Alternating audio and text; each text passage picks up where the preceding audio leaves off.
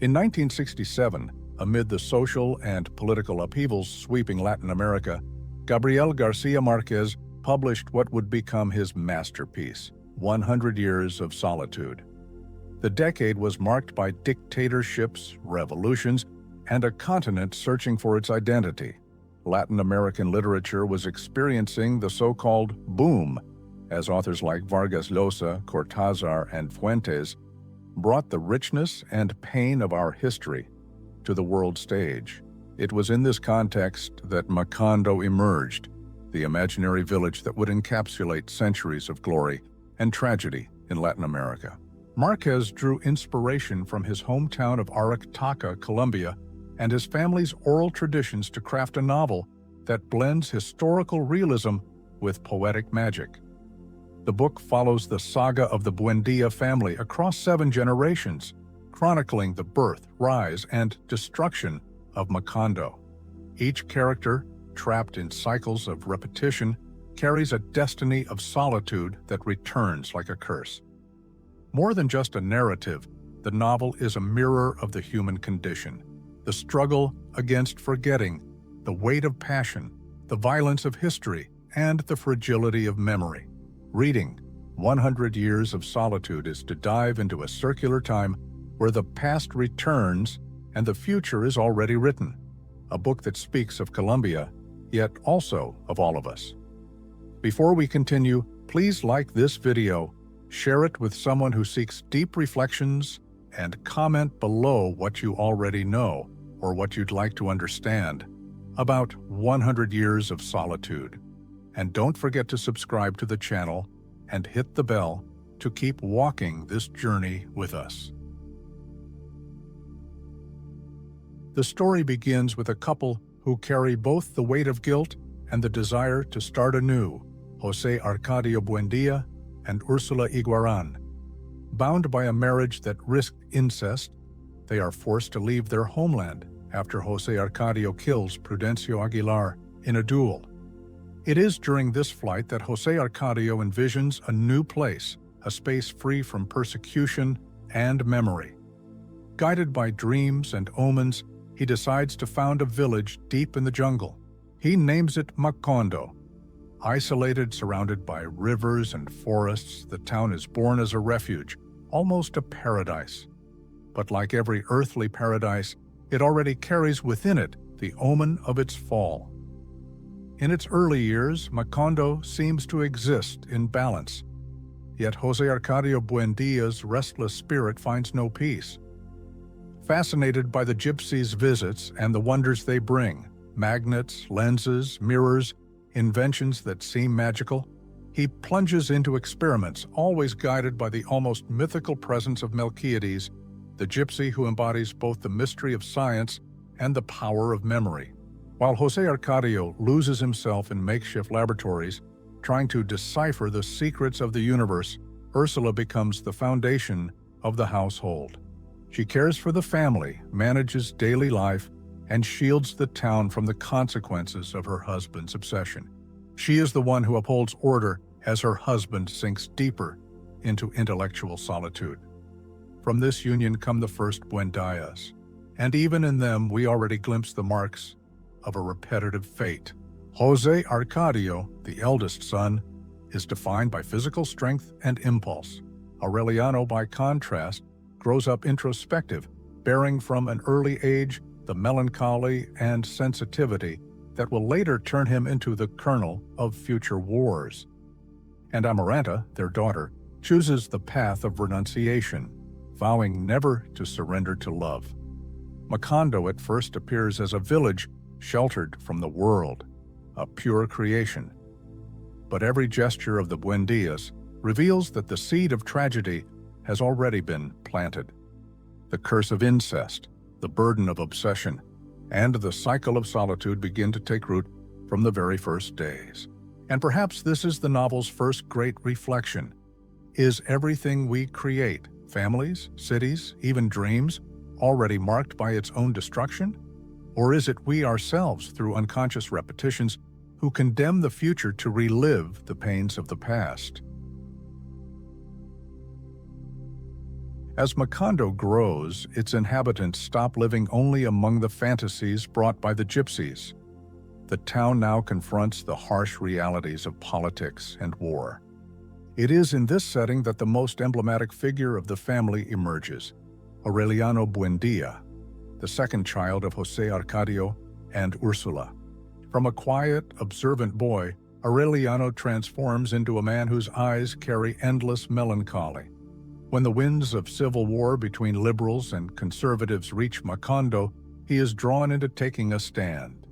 Gradually, this silent young man becomes Colonel Aureliano Buendía, leader of countless battles, commander of makeshift armies, symbol of a cause that seemed noble but ultimately dissolved into blood and defeat.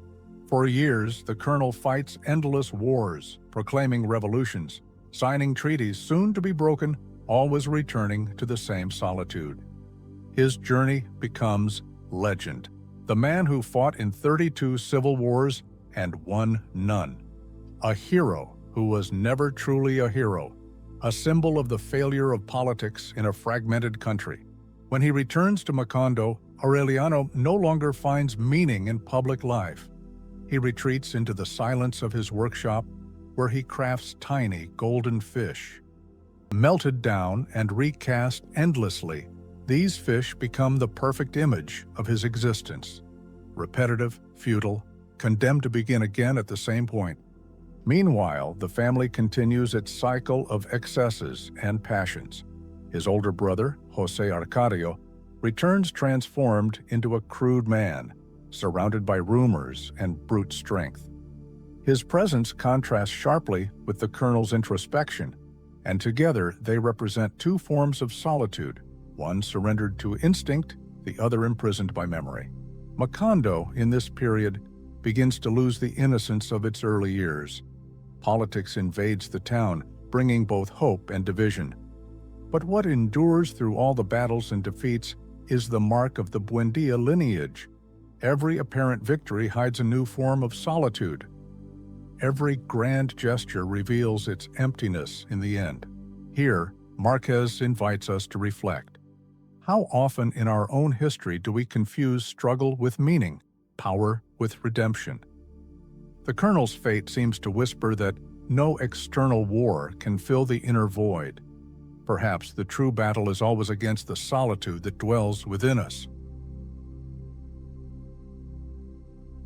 As the years pass, Macondo ceases to be the isolated village born from José Arcadio Buendía's dreams. The town grows, welcomes strangers, builds roads, and engages in commerce. The modern world knocks at its door. But with progress also come exploitation and violence. It is in this context that the banana company arrives, bringing promises of wealth and employment to the population. At first, Macondo seems to flourish, new houses, constant activity, prosperity. But soon the community discovers the price of this progress. The company controls everything, wages, schedules, even daily life. The promised abundance turns into dependence, and wealth concentrates in the hands of a few. The breaking point comes when workers organize and demand better conditions. The strike grows, gathering thousands of men, women, and children. But the response is not dialogue, it is massacre. Forces sent to restore order open fire on the crowd. Macondo's ground is covered in bodies. Blood flows through the square. In official memory, the event never happened. The dead become silence as if nothing had occurred. Only a few survivors, like José Arcadio II, carry the memory of horror forever. Forgetting becomes their second death. From this moment on, Macondo is never the same. The illusion of prosperity fades, leaving only decay. Houses that once shone become ruins. Streets are overtaken by abandonment. Modernity, which promised salvation, reveals itself as a curse. For the Buendía family, this period intensifies internal chaos. Forbidden loves, violent passions, and ever-deepening solitudes cross the new generations. The cycle seems inevitable. Greatness and ruin walk hand in hand, as if fate were doomed to repeat the same mistakes. Here, Márquez forces us to confront a painful question. How often is a people's history erased by those in power? How many acts of violence are silenced? How many lives forgotten in the name of progress? The Banana Company massacre is not merely a fictional episode, it is the mirror of an entire continent where memory is so often denied, so that the same errors may repeat. Chapter 1. The Founding of Macondo. As time moves forward in Macondo, the Buendía family plunges ever deeper into a cycle of intense passions and destinies, marked by impossibility. Love, which could be redemption, always appears as condemnation. It rarely finds fulfillment, and when it does, it bears the seal of tragedy. One of the most striking episodes is the romance between Renata Remedios, Mima, and Mauricio Babilonia, the humble mechanic, always followed by a cloud of yellow butterflies. This youthful love, pure in essence, is brutally interrupted by violence. Once discovered, Mauricio is shot, and Mamie is sent into exile at a convent, condemned to silence. The beauty of passion turns into eternal solitude. Another axis of intensity is the persistent presence of incestuous desire, as if the curse foreseen by Ursula from the beginning were an invisible thread weaving the family story. Forbidden relationships and stifled loves repeat in every generation, as if the Buendías were doomed to seek in the mirror of their own blood the object of their obsession. While love fails, the shadow of prophecy grows. Melquiades, the gypsy who has always represented the enigma of memory and language, leaves behind mysterious parchments for the family. Written in an indecipherable script, they seem to hold the secret of every Buendía's fate. For decades they remained stored away, as if waiting for the right moment to reveal what was already written from the beginning. Here, Márquez masterfully blends the real and the mythical. The characters live flesh and blood passions, yet every gesture seems bound to a greater order, a preordained destiny. It doesn't matter whether it's love or war, triumph or failure, all paths lead to the same solitude. And here arises an unavoidable question. Are we free in our choices, or are we merely repeating a story written before we were born? The Buendías seem to show that passion is often not a path to liberation, but to imprisonment. They love intensely, yet never find salvation in love. In Macondo, every gesture of affection reveals the weight of condemnation, as if love, instead of redeeming, were merely another way to remind us that no one escapes their own solitude. As generations pass, the Buendías become mere shadows of what they once were. Macondo, which began as a dreamed refuge, now reveals itself as a condemned place. Passions fade, dreams vanish, and the solitude that marked each character reaches its peak. Ursula's curse is fulfilled. Incest, present since the foundation, closes the circle of the lineage. The final generation lives under the weight of relentless memory. Aureliano Babilonia, a direct descendant of the original line, discovers Melquiades' parchments.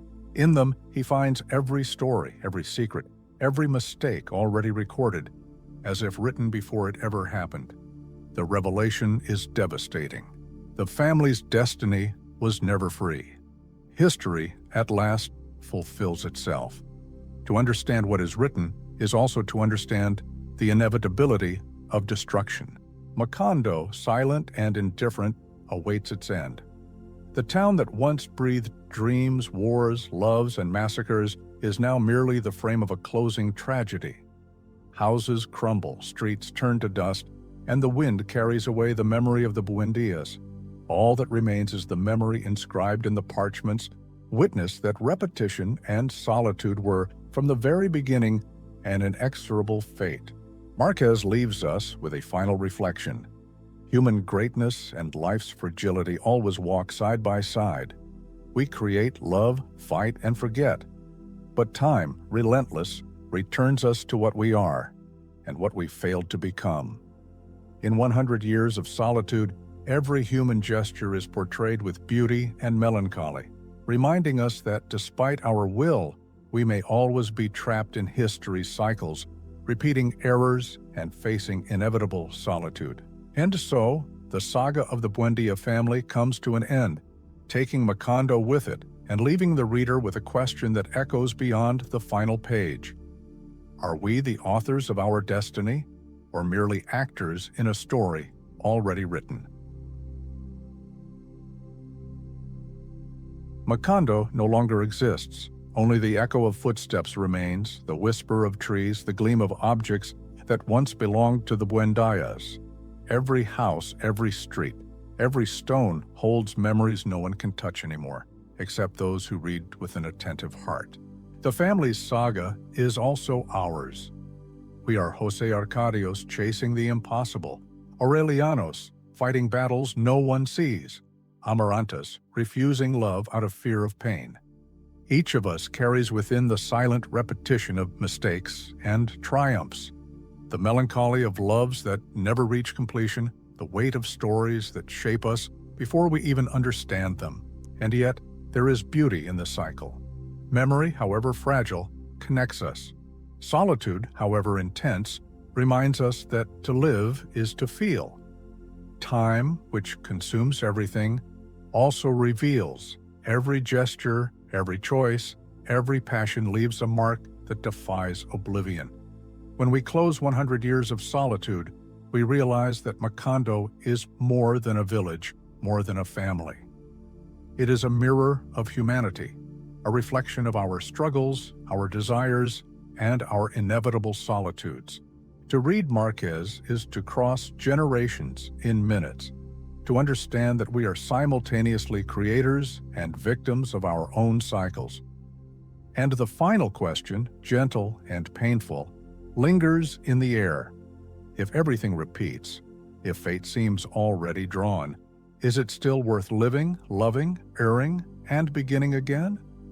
The answer lies in every reading, in every attentive gaze upon one's own life, and in every heart that still believes in the beauty of existence, even amid pain and memory. Before we finish, please like this video, share it with someone who, like you, seeks deep reflections, and comment below which character or episode resonated with you most. Now, if this video touched something in you, give it a like and share it with someone who, like you, enjoys profound reflections. If you'd like to continue this journey with us, subscribe to the channel and hit the bell. Every video here is an invitation to see yourself and life in a new light. If you'd like more guidance on your path of self-discovery, I've selected 2 videos appearing on your screen that might help. Choose one and meet me there. See you in the next video. Bye.